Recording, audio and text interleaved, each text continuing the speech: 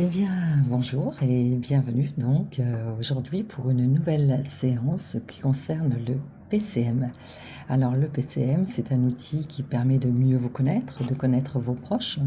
Alors pour l'instant, dans cette première série, je vous décris évidemment les 6 types de personnalités quand ils vont bien. Donc comment ils fonctionnent quand ils vont bien. Et bien entendu, après la deuxième partie qui est, à mon avis, bon, pas la plus intéressante, mais en tout cas qui va pouvoir vous aider, ça va être la description de vos comportements quand vous n'allez pas bien. Pourquoi c'est important de le connaître? Eh bien parce que vous allez avoir un descriptif et vous allez pouvoir repérer des petits signes qui montrent que vous commencez l'escalade de la descente aux enfers. Donc, au lieu d'attendre d'arriver au fond du trou, eh bien, quand vous repérez ces petits signes, eh bien, vous pourrez faire des choses pour remonter tout de suite à la surface et ne pas descendre dans vos scénarios d'échec. Alors, pour l'instant, nous n'en sommes pas là. Nous sommes simplement à la description donc des 6 types de personnalités que j'ai déjà commencé à vous décrire. Et nous sommes maintenant arrivés au type de personnalité que l'on appelle le rêveur. Alors, en fait, je vais vous décrire... en fait, ce sont des types de personnalités, mais en même temps, en fait, c'est-à-dire qu'ils aiment... en fait, ils sont assez profonds. Donc, vous voyez, ce sont des gens qui sont imaginatifs,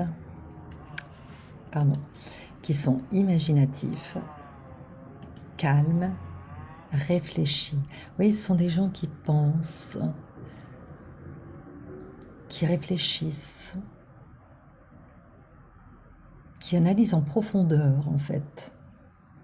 Ils ont un côté visionnaire. Ce sont des gens qui sont souvent en retrait dans la vie.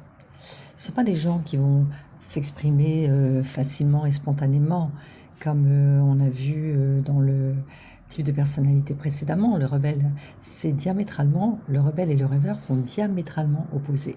Le rêveur, il aime le calme, la solitude, il aime s'introspecter, il aime il aime lire par exemple, il aime méditer, il aime marcher dans la forêt, il aime être en contact avec la nature. Ou alors il aime les relations, mais les relations à deux, vous voyez, à deux où on discute de sujets philosophiques, profonds, peut-être de connaissance de soi, par exemple, c'est un outil qui peut l'intéresser. Vous voyez, vous allez trouver donc ces types de personnalités dans quel secteur, à votre avis? Eh bien, ce ne sont pas des gens très ambitieux. Donc, on va les trouver dans des activités assez rébarbatives pour la plupart d'entre nous, mais eux, ça ne les dérangera pas. Pourquoi? Parce que ces tâches répétitives, rébarbatives, ça va leur permettre de laisser place à leur imagination, vous voyez, à leur introspection, tout en travaillant. Ou alors, vous allez les trouver dans les métiers de chercheurs, vous voyez, parce qu'ils aiment approfondir, rechercher, vous voyez. Alors, regardons un peu plus loin. Quelles vont être ces rides? Eh bien, il n'en a pas. Alors, vous allez admirer les rêveurs, surtout les empathiques, parce qu'ils vont dire « Oh, ce que j'aimerais être un rêveur !» Eh bien non, il n'a pas de rides. Pourquoi? Parce qu'il n'a pas d'expression. Vous voyez, il est placide. Ah oui, c'est vrai, ça doit être triste. Je comprends. Vous voyez, il n'a pas d'émotion. Donc, il n'aura pas de rides. Ou très peu, quoi. Les couleurs foncées. Il aime être discret, se fondre dans la masse, ne pas être repéré, ne pas être dérangé. Donc, il va avoir, en fait, des couleurs foncées. Il n'aura pas de tenue vestimentaire, justement, particulier, si ce n'est que ses vêtements seront peu voyants. Vous voyez, je connaissais un rêveur, par exemple, qui me disait qu'il avait horreur de faire les magasins, et quand il s'achetait des vêtements et qu'il trouvait des vêtements qui lui plaisaient, eh bien, il prenait 5 costumes pareils et 5 chemises pareilles. Comme ça, il n'avait pas à se casser la tête, ce qu'il allait mettre le matin. Donc il n'a pas pensé qu'effectivement les gens devaient se dire mais il est toujours habillé pareil. Mais non, parce que lui, il pense pas ça. D'abord, il ne vous voit pas. Il ne voit pas comment vous êtes habillé, parce que lui s'intéresse à l'intérieur de vous. Donc l'extérieur, il s'en fiche. Donc il ne va pas prêter attention à ce que les gens peuvent penser, parce qu'eux ne pensent rien par rapport à votre tenue. Vous pouvez changer de coiffure, vous pouvez changer de tenue vestimentaire, vous pouvez changer de look, il ne remarquera pas. Alors c'est assez décevant, par exemple, d'être marié à un rêveur pour une empathique.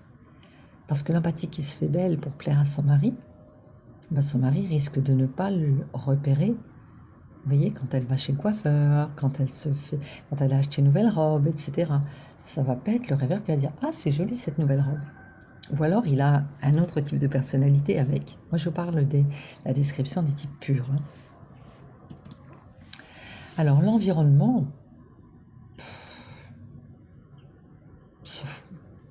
il faut que ça soit fonctionnel. Vous voyez, peut-être une étagère pour poser ses livres, vous voyez, pour qu'ils tiennent. Il n'y aura pas de recherche de déco, vous voyez. Il va avoir besoin, par exemple, d'une table, une chaise, peut-être un fauteuil encore, peut-être même il va mettre des coussins par terre, ça lui irait. Vous voyez, un lit, il pourrait mettre un matelas par terre, ça lui irait. C'est pas important, vous voyez.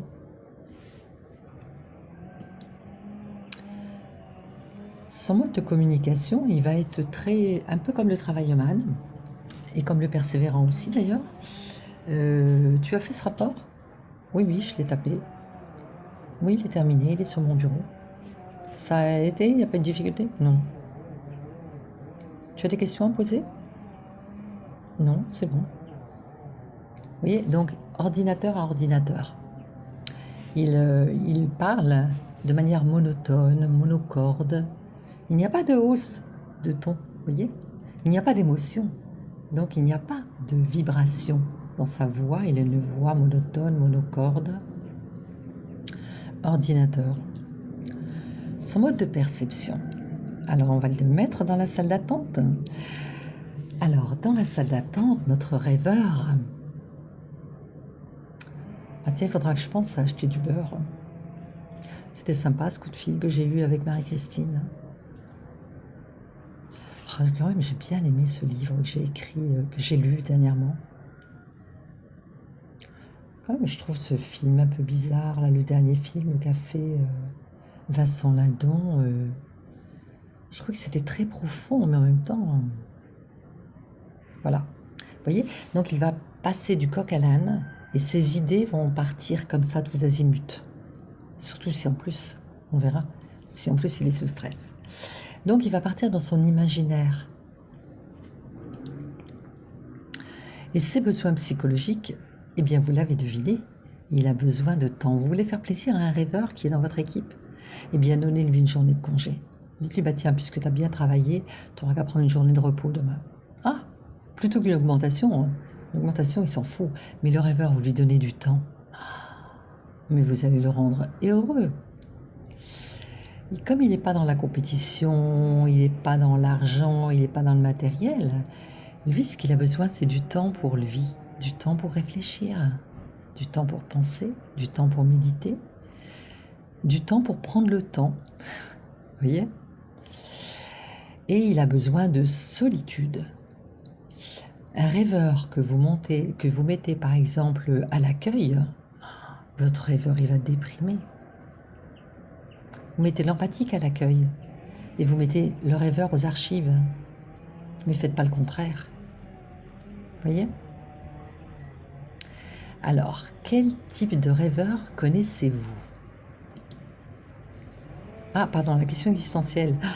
Ah oui, alors la question existentielle, c'est même si je parle pas, même si je suis effacée, même si je fais pas d'efforts vestimentaires pour plaire, est-ce que vous voudrez de moi? C'est suis-je voulu? Est-ce qu'on veut vraiment ma présence dans cette soirée? Il va falloir insister si vous voulez sa présence et lui manifester beaucoup d'intérêt. Sinon, votre rêveur, il ne va pas sortir. Alors, quels sont les rêveurs connus? Je ne sais pas si vous avez déjà entendu une interview de Jacques Modiano, mais alors je vous conseille d'écouter. Vous allez voir, c'est le rêveur dans toute sa splendeur. Un autre aussi dans le même genre, c'est Michel Houellebecq. Vous voyez? Un qui était rêveur aussi, c'était Jacques Villeray. Alors, Jacques Villeray était beaucoup, vous voyez, dans la réceptivité, il ressentait les choses. Mais il était très solitaire. Et un autre type de rêveur, Françoise Hardy. Vous voyez, surtout à ses débuts, quand vous la connaissez à ses débuts, elle était dans sa chambre seule, elle écrivait ses mélodies. Elle était, vous voyez, elle n'était pas coiffée, elle avait les cheveux qui pendaient, sans effet esthétique. Vous voyez, tout à ses débuts, moi je vous parle là. Eh bien, elle était certainement rêveur, de base. Alors, voyons tout de suite un rêveur. Michael. Tu passes là en 5e position. Est-ce que tu aurais aimé passer plutôt le premier, ou est-ce que le fait que, on va dire, les prestations précédentes aient été excellentes te met une pression? J'ai pas ressenti de pression particulière, mais c'est vrai que je me suis posé la question pendant que les autres passaient, de savoir si j'aurais pas aimé passer avant, ou comment ça se passerait pour moi après. Oui. Quel style de déco te convient le mieux? Plutôt...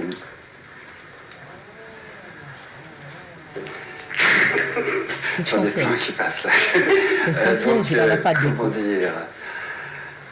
Style de déco qui me convient le mieux, c'est simple.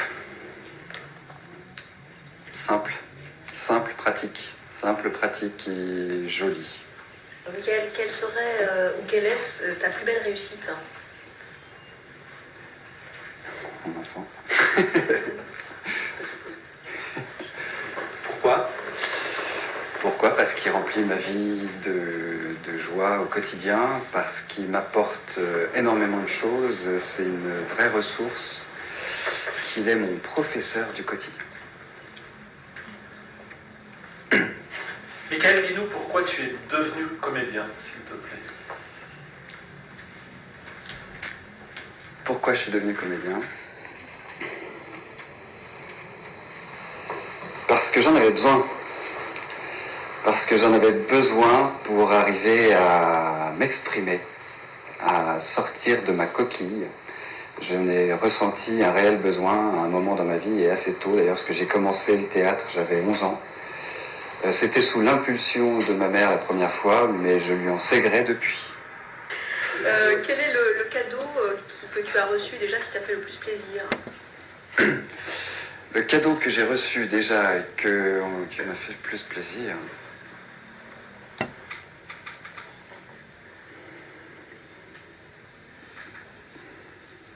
Vous voyez, il prend du temps La pour première image qui me vient, c'est pour mes 18 ans, où mes parents m'avaient offert une petite voiture, et j'avoue que ça m'est resté comme un cadeau qui m'avait fait très plaisir.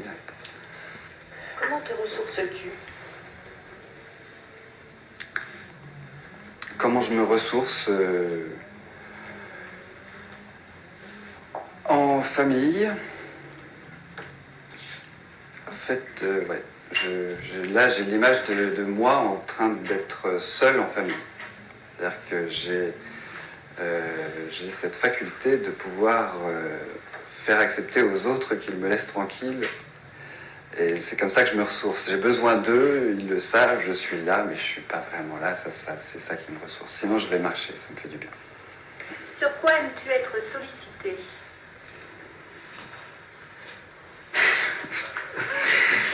J'ai cherché longtemps ces questions. Rêveur n'aime pas être sollicité. Sur quoi est-ce que j'aime être sollicité? Pas grand-chose.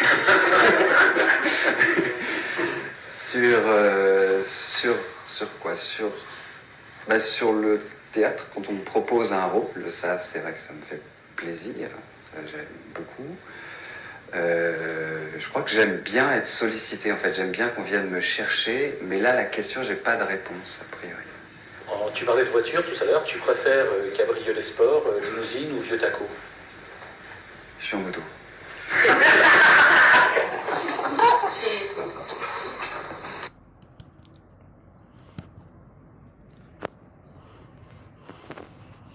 Eh bien, donc voilà, vous avez pu voir donc Michael. Alors, comme je vous l'ai dit, effectivement, il a de beaux restes, hein. C'est-à-dire que vous avez vu le temps qu'il prend pour répondre et ce besoin donc de reprendre la question sur quoi j'aime être sollicité. Sur quoi j'aime être sollicité. Vous voyez, quel genre de déco je préfère. Donc le temps de redire la question, il réfléchit et il s'introspecte, vous voyez, pour répondre. Et c'est ce côté-là qu'on retrouvera chez le rêveur. Le rêveur, il ne va pas répondre spontanément comme le rebelle, vous voyez. Donc voilà, bien écoutez, j'espère que tout ça c'est plus clair pour vous, parce que souvent ce type de personnalité-là n'est pas trop compris quand on fait le descriptif. Eh bien j'espère que pour vous ça a été clair, et puis je vous souhaite une excellente journée, et je vous dis à très bientôt pour le dernier type de personnalité qui est lui beaucoup plus vivant, on va le voir, qui sera le promoteur. Et puis après on verra les comportements sous stress. Voilà, je vous dis au revoir et à bientôt.